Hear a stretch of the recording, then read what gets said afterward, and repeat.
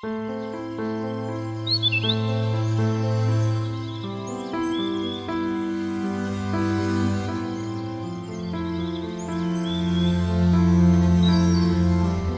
Living Labs is a collection of experiences that we've gained over the last 20 years. In the early days, I guess what caught our attention were simple practices. Kita tengok ada macam ulat bungkus dekat daun-daun sawit kami tak ada cara lain nak racun, kita tak nak benda tu kimia kan. Lepas tu kita pergi ambil sarang kerengga. Lepas tu kerengga tu dia membiak lah. Sebab tu ulat bungkus pun tak ada lah, kurang lah. Tak ada masalah dekat kebun kami. 我种这种树，这树叫做红毛老林，主要是给那个蚂蚁做窝咯。这种蚂蚁是吃什么虫都吃的，然后是预防那个什么布袋虫啊，还有这些树也是很美嘛啊，这个果也可以吃嘛。 Sekarang ni tengah musim ulat bungkus.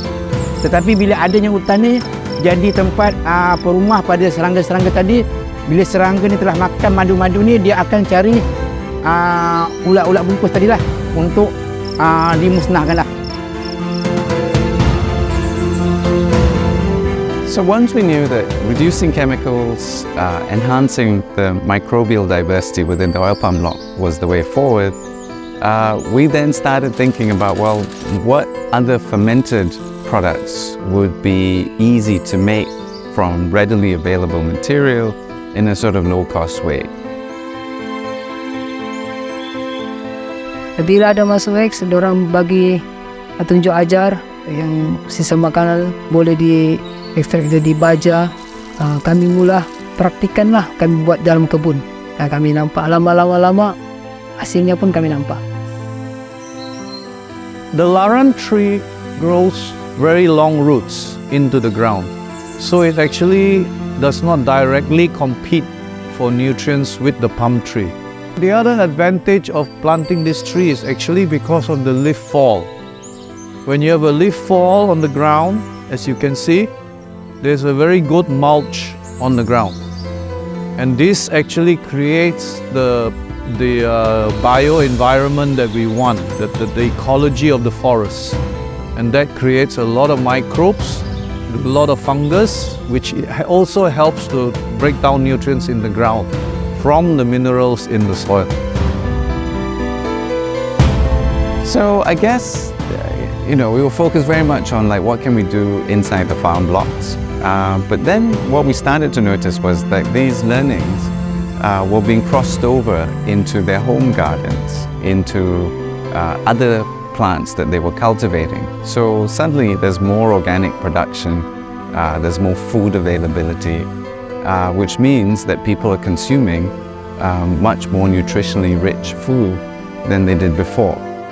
Saya masih juga ada pisang, macam nanas, boleh tanam lah. Lepas tu saya beli ayam kampung. Saya dikenalkan dengan ini produk melalui wildasia lah gitu. Dan cara dia untuk pelihara ini sangat senang, pendapatan pun lumayan. So what are these practices when brought together? Natural farming, more biodiversity in the oil palm blocks, more revenue for the farmers. This means that at least for the farmers, if they adopt these practices, they will be better off. And that was great at the farm level, but I think when we were looking ahead, we were seeing that what happens if we can combine all these practices? How do we excite a mill to see this as part of their game plan so that we can make sustainable palm oil biodiverse, inclusive, and makes better money for the farmers themselves and also is better for the environment?